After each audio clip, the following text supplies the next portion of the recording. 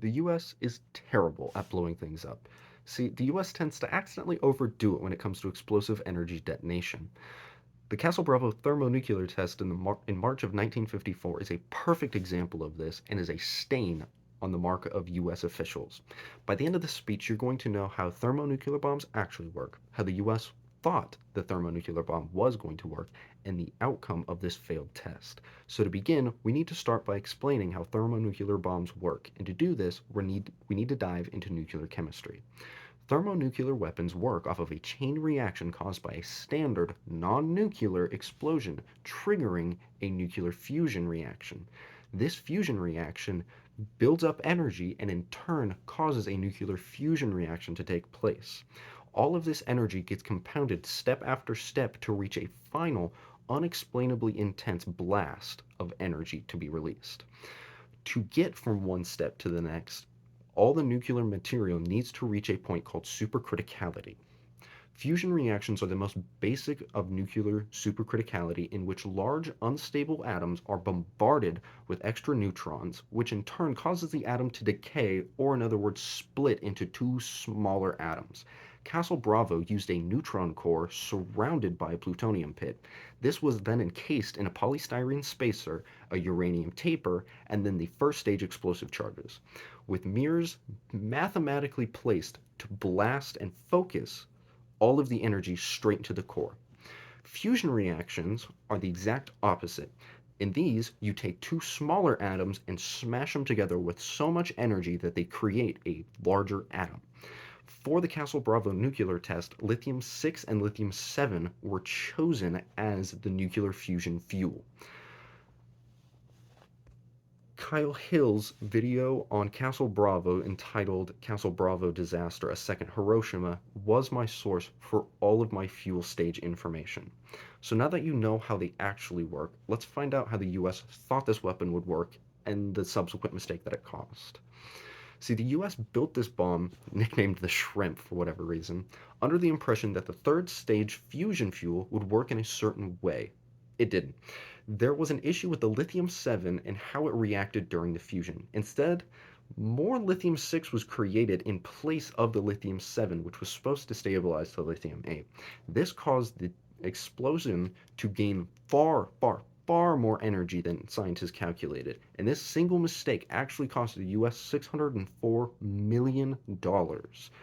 That number is directly from the Atomic Heritage Foundation. The US had a target yield of 6 to 7 megatons worth of TNT. The actual yield was closer to 15.6. So, with this new information on how powerful this bomb was and where it went wrong, let's explore the outcome of this fail. See, the Marshall Islands saw a level of destruction greater than most land masses on Earth will ever see. The explosion being over double the intended strength caused destruction to three main areas, the three being the environment, the local population, and the foreign bodies around the atoll. The destruction to the environment was completely reprehensible. The explosion reached temperatures so great that the local flora and fauna on the seabed were instantaneously vaporized, along with the seabed itself. Vaporized coral and sand snowed down on the islands in the surrounding area, including on fishing vessels, military ships, and really what was left of the islands. The destruction there reached a level that can never be repaired.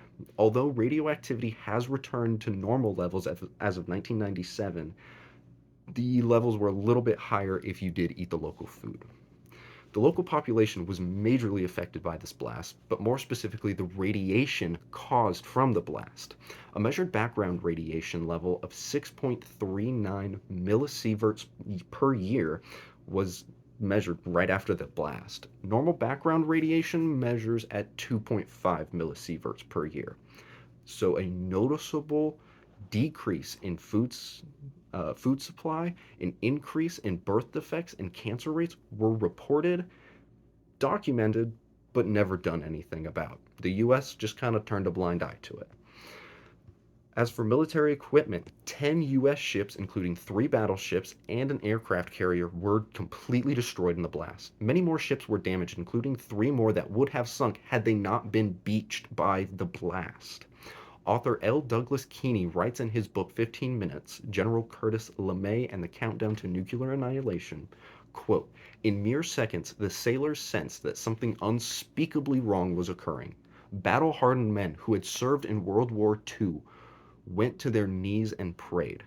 A local Japanese fishing vessel in the area called the Lucky Dragon was also exposed to the blast. However, they were out of the fireball. They did indeed get snowed on with vaporized coral and sand."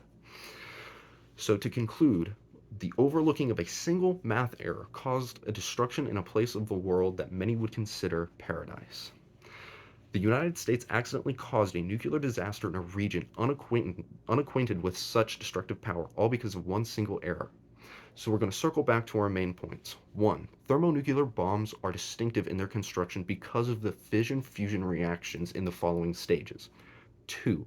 The United States was mistaken in how the fusion fuel would react. And 3. This mistake caused annihilation of geography, lives, and military equipment. So with this knowledge, I hope you're a little bit better informed of the true destructive power of nuclear weapons and how even the US, a titan and seen as military or in the military world, can fail.